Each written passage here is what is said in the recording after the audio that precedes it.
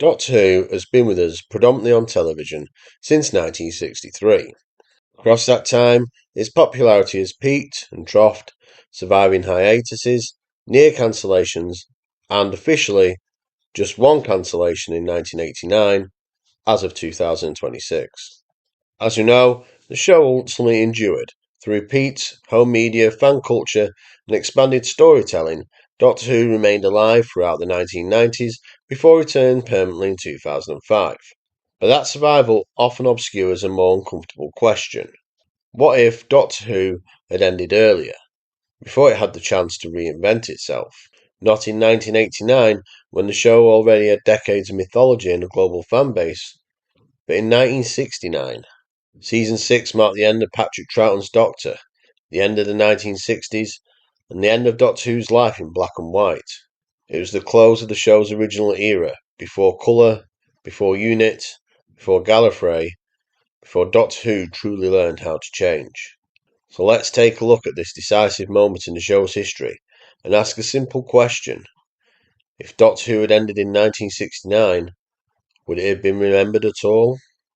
In 1966, Patrick Troughton took on what seemed like an impossible task, succeeding William Hartnell as the Doctor and leading Doctor Who into uncharted territory. It was a gamble for the production team, but one that ultimately paid off. Troughton's success didn't just keep the programme alive, it fundamentally proved that Doctor Who could survive the loss of its lead actor and continue beyond its original conception. Alongside this casting change came a clear shift in creative direction. The heavy reliance on the Daleks was scaled back, while the Cybermen emerged as a defining adversary of the era.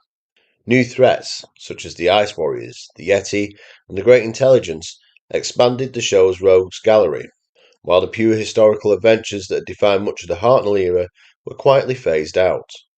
In their place came a near-total focus on science fiction, with the now familiar base under siege structure becoming a recurring narrative staple of the Second Doctor stories. Yet, despite these evolutions on screen, the realities of producing Doctor Who were taking a significant toll behind the scenes. The show was on air for at least 40 weeks of the year, creating a relentless production cycle with little room for rest.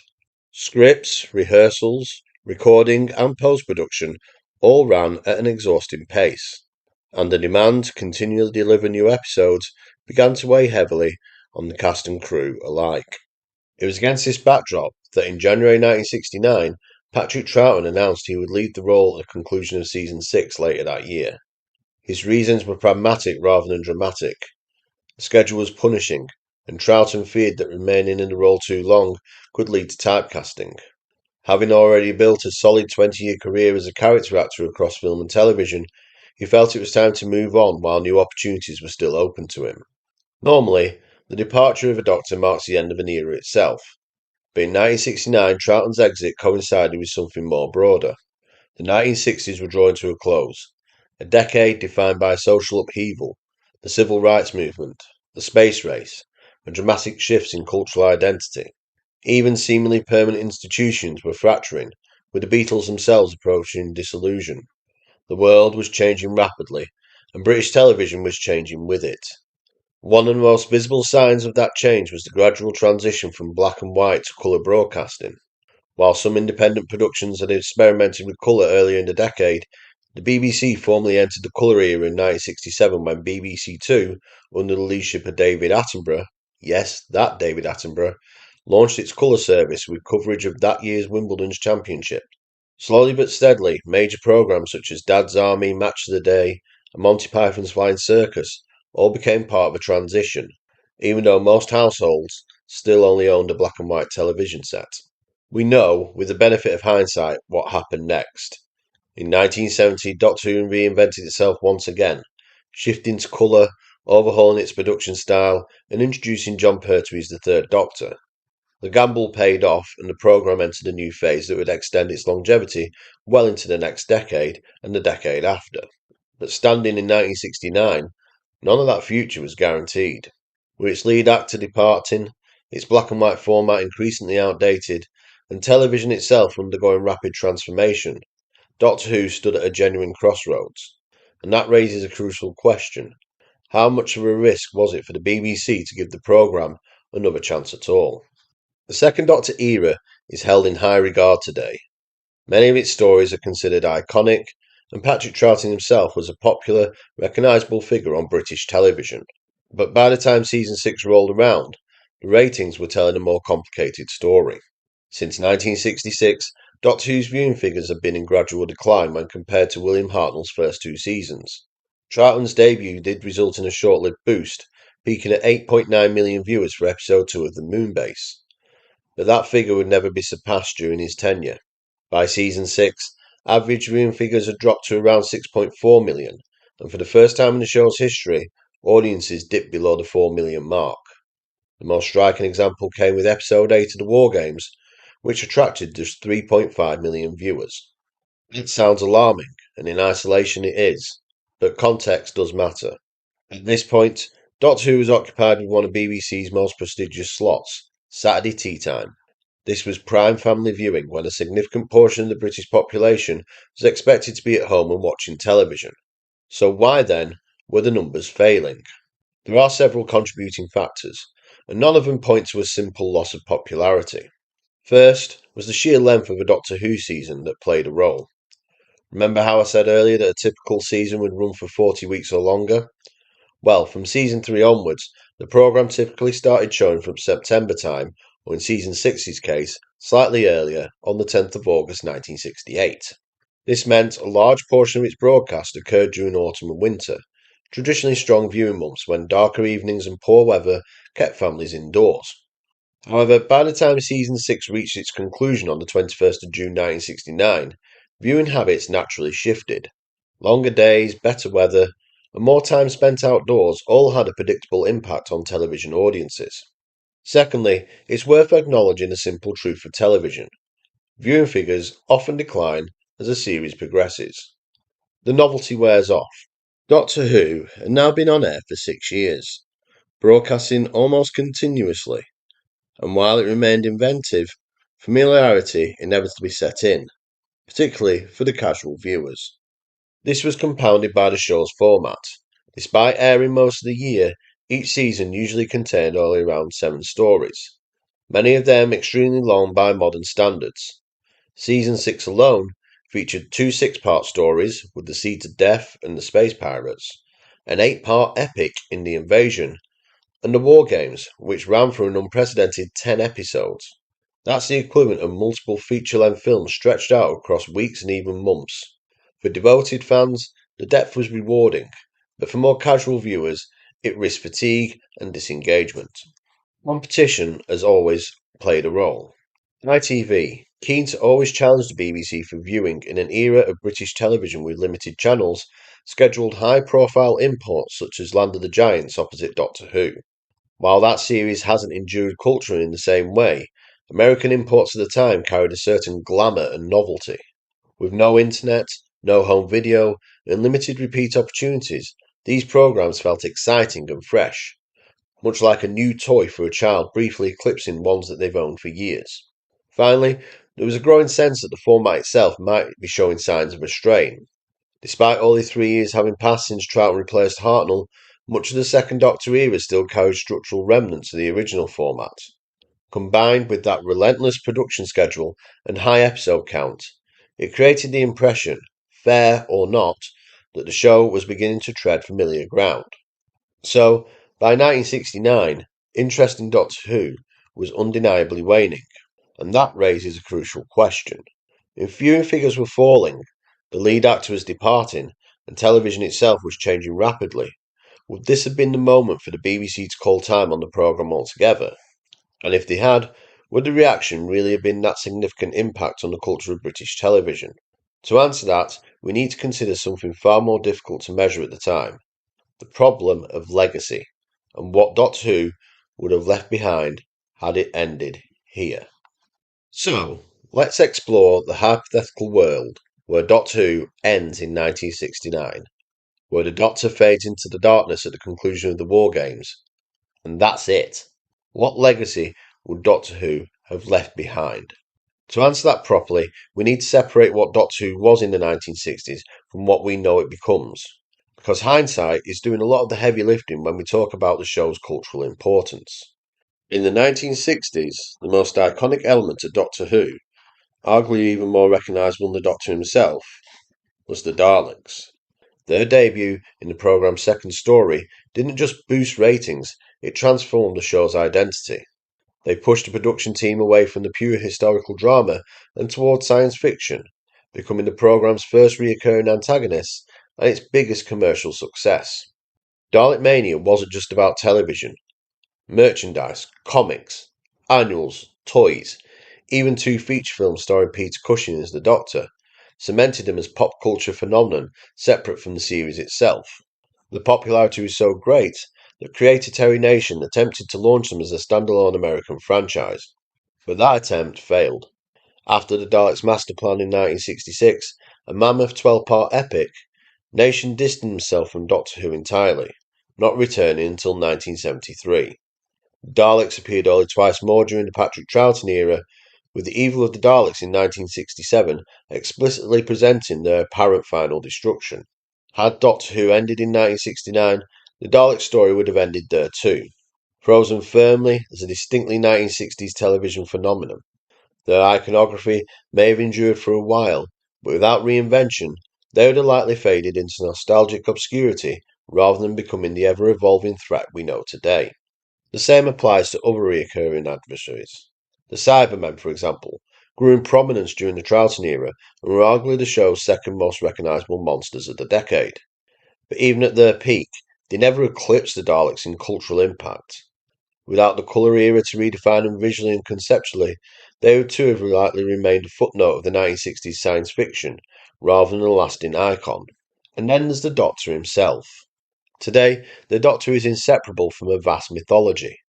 A Time Lord from Gallifrey, regeneration as a defined process, a sonic screwdriver, distinctive costumes, recurring motifs, and a carefully layered moral philosophy. But in 1969, almost none of that was fully formed. Yes, the TARDIS would have likely endured as a visual symbol, particularly its police box exterior, which was already recognisable in British culture. The iconography proved powerful enough that even when the show was off the air in the early 2000s, the BBC sought to protect the image rights of the police boxes, largely because of their association with Doctor Who. But beyond that, the Doctor's identity was still largely undefined. Regeneration had occurred once before, but it was yet formalised, not even named. There was no rules, no limits, no mythology attached to it. The Doctor's home world remained unknown until the very end of Season 6 when the War Games finally introduced the concept of the Time Lords. Even then, Gallifrey itself was unnamed, and the wider society remained vague and unexplored. So, if Doctor Who had ended in 1969, the Doctor would have remained a deliberately mysterious figure. Intriguing, yes, but incomplete. Much of what we now consider essential to the character simply wouldn't exist yet.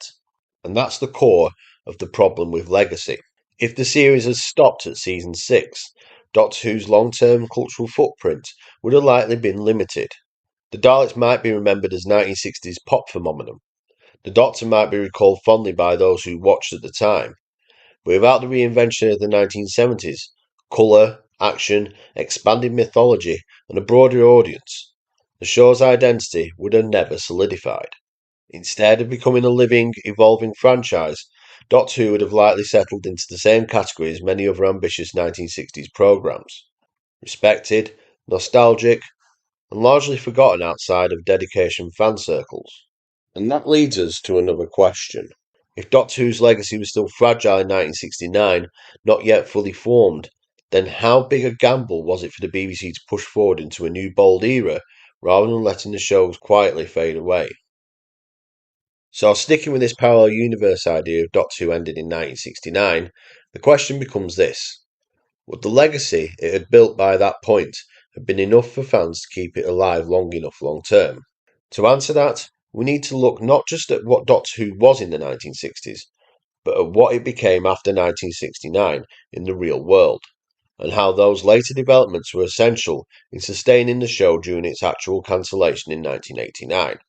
Because the uncomfortable truth is this.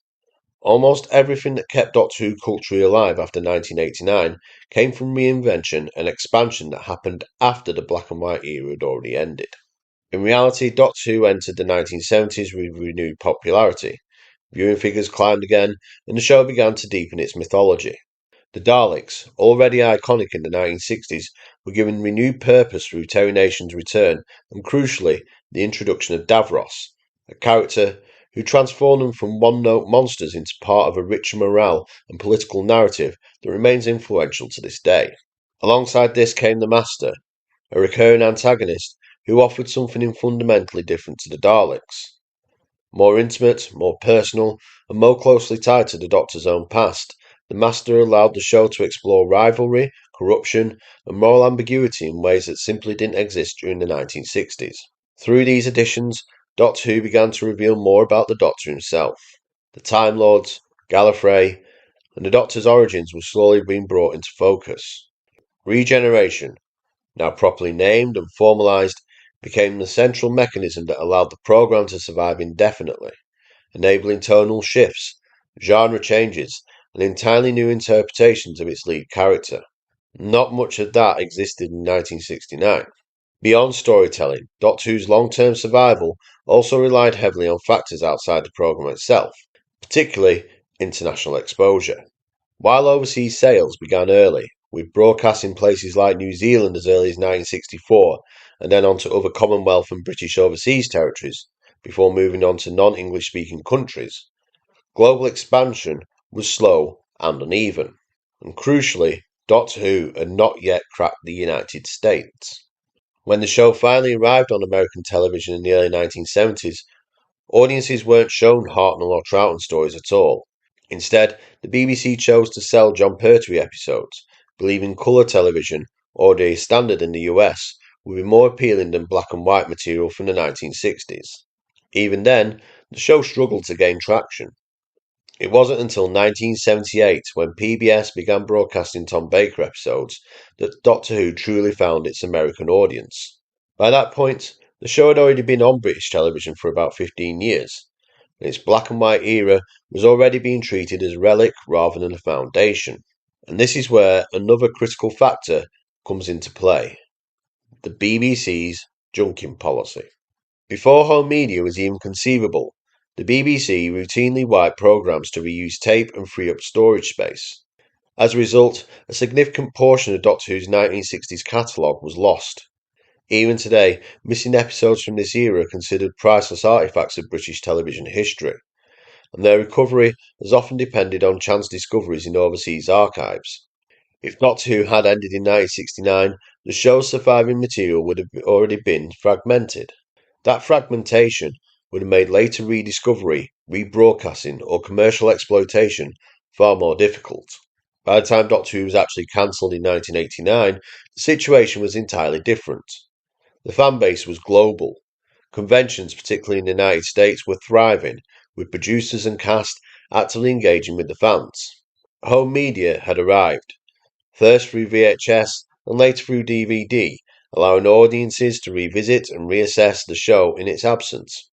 Even then, the earliest VHS releases focused almost exclusively on Tom Baker and Jon Pertwee stories. Only a handful of Hartnell and Troughton stories were released, not because of lack of interest, but because the material no longer existed in the broadcasting format. For many fans, myself included, Doctor Who wasn't discovered through original broadcast at all, but through repeat viewings on home media. Remove that access, and the fandom simply doesn't grow in the same way. So if Doctor Who had ended in 1969, the consequences are clear. Overseas expansion would have been limited. American audiences would never have likely engaged with it meaningfully. Home media releases would have been sparse or impossible. The fan base would have remained small, niche, and largely confined to those who remembered watching it as children in the 1960s. In short, the cultural footprint Doctor Who left in 1989 was vastly greater than anything it could have realistically achieved had it ended 20 years earlier. Without reinvention, without expansion, and without access, the show would have likely settled into history as a fondly remembered curiosity of the 1960s. So, would a version of Doctor Who that ended in 69 would have been truly forgotten? Not entirely, but it's highly unlikely it would have enjoyed anything close to the cultural presence it has today. British television in the 1960s produced no shortage of iconic programmes that ended before the decade was out or shortly thereafter. Shows like The Avengers, The Saint, The Prisoner, and Thunderbirds all left a significant mark on popular culture. They developed loyal followings, inspired merchandise, and in some cases enjoyed earlier exposure in the United States than Doctor Who ever did during the 1960s. Yet today, all these programs exist largely as cult favourites rather than living franchises. And that comparison is important. Even at the end of the 1960s, Doctor Who arguably had broader visibility and greater cultural penetration in Britain than many of its contemporaries, simply through the sheer volume of episodes it produced and its consistent presence in the Saturday evening television schedule. That alone would have ensured it remained remembered, particularly by those who grew up watching it. But remembered is not the same as sustained. Had Doctor Who ended in 1969, its fan base would almost certainly have remained small and finite. Even without modern fandom, many 1960s stories have drifted in and out of collective memory, not because they lacked quality, but because access to them became long limited. Missing episodes, wiped archives, and a historical reluctance to promote black and white television all contributed to that erosion. It's telling that even today, entire generations of fans are only just discovering parts of the 1960s era through animated reconstructions and recovered material. That renewed interest didn't happen organically, it happened because Doctor Who survived long enough to make its past worth preserving. Without the growth and expansion of the 1970s and beyond, that incentive simply wouldn't exist. Could Doctor Who have been revived at some later point? Possibly. Other 1960s favourites did return in various forms during the 1970s and later. The Avengers, for example, enjoyed the brief revival, but its popularity never truly recaptured its former heights. And while Doctor Who did eventually return after its real-world cancellation in 1989, first with the 1996 TV movie and then with a full revival in 2005, that resurrection was built on a legacy forged over 26 years, not 6. The 1996 film itself was a co-American production, something that would have been almost unthinkable had Doctor Who never established a foothold in the United States during the 1970s and 80s. Even then, it was a difficult sell. Strip away the international presence, and the possibility of revival becomes dramatically less likely. So, while a Doctor Who that ended in 1969 would still be remembered as an inventive, influential piece of 1960s television, it would be remembered very differently.